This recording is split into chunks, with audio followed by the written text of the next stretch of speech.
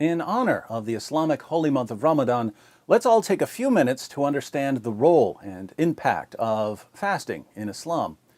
The Arabic word for fasting is saum. It's derived from a Syriac term meaning to abstain. However, in its religious context, saum refers specifically to Islamic fasting as prescribed in the Quran and the Hadith. Saum is especially associated with Ramadan, the 9th month of the Islamic lunar calendar.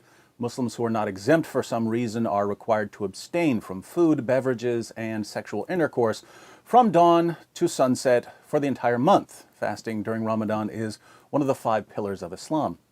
If all of this sounds innocent, it's not. Ramadan is killing Muslims, not only spiritually, but also physically. CNN reports, though the month-long season is associated with deprivation, overeating is common practice once the sun goes down. In many hospitals in the Gulf states of the Middle East, the holiday means a sharp rise in inpatients. Among the causes of this rise in inpatients are heat stress due to dehydration, an increase in traffic accidents, and noncompliance with medications due to disturbed eating and sleeping habits. Crime rates also increase in many areas during Ramadan. Ammon News declares, in addition to fights, negative phenomena increase during the month of Ramadan, including traffic accidents, home robberies, purse snatching in public, and begging, according to security sources. The Social Defense Department at the Ministry of Social Development arrested 26 beggars during the first week of Ramadan. There has also been an increase in residential fires, particularly in the few hours before iftar, fast-breaking time, caused by misuse of cooking gas cylinders and increased electricity usage. But the main source of Ramadan-related health problems is gluttony. The CNN report continues. In recent years, the region has witnessed an increasing struggle with obesity and diabetes. Last month, a United Nations study rated many Gulf Cooperation Council countries as among the world's fattest. Why the increase in obesity? Paradoxically, Muslims tend to eat far more when they're fasting than when they're not fasting. You see, Ramadan isn't simply not eating. It's gorging yourself before sunrise, taking a break while the sun's out, and gorging yourself again at sundown, a diet recommended by no doctor ever. Let's look at some numbers from a Muslim country. According to the National Consumer Institute of Tunisia, Muslim consumption of basic food products doubles during Ramadan. Milk consumption goes from less than a liter per person in other months to around 2 liters per person during Ramadan.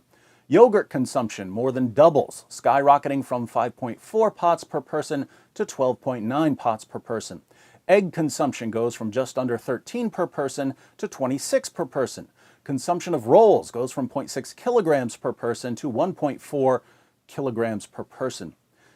Spending and waste also increase dramatically during Ramadan. We read in Arab News, the problem of food wastage in Ramadan has again surfaced, with Mecca municipality having to gather 5,000 tons in the first 3 days of Ramadan. According to one report, Saudis spend 20 billion rials on Ramadan shopping compared to 6 billion rials they spend in other months. Osama al-Zaytouni of the municipality told Arab News on Thursday that this was in addition to the collection of 28,000 sheep carcasses in 2 days. He said the municipality had installed 45 waste compressors in central Mecca, close to the Grand Mosque, and deployed 8,000 cleaners for the month. At the beginning of Ramadan, the Ministry of Commerce and Industry expressed concern that 45% of the waste in Ramadan consists of food. It also revealed that 80% of the food prepared is unhealthy. So why do Muslims eat more and spend more and waste more when they're fasting than when they're not fasting? Why put a mask of piety on gluttony and excess? The answer, I think, lies at the very heart of Islam. Islam doesn't teach people to control their desires. Islam encourages people, the men at least, to carry their desires to a perverse extreme, but only allows them to satisfy these desires within an Islamic framework, thus trapping people with their own desires and using them in the service of the religion. For instance, if a non-Muslim man goes clubbing regularly and has sex with 100 different women, Islam will condemn him as a fornicator. But if this same man converts to Islam and joins the jihad movement, he can marry 4 women and take home sex slaves after every battle and be perfectly righteous before Allah even if he has sex with 100 different women. Notice, same desire in both cases, sex with lots of women, but one is acceptable and the other is unacceptable, based on whether it's advantageous to Islam. Likewise, if a psychopath goes on a killing spree, brutally murdering men, women, and children, he's surely going to hell, according to Islam. Unless, of course, he's killing men, women, and children in a terrorist attack for the sake of Allah, in which case his violent massacre will earn him a one-way ticket to paradise. The psychopath wants to kill either way, but Islam provides the framework for pleasing Allah while satisfying the desire. According to Muslim sources, the tribes of Mecca were violent, lascivious, and gluttonous. Muhammad didn't change their behavior when he forced them to convert to Islam. He made their desires even more extreme and presented them with only one way to satisfy them.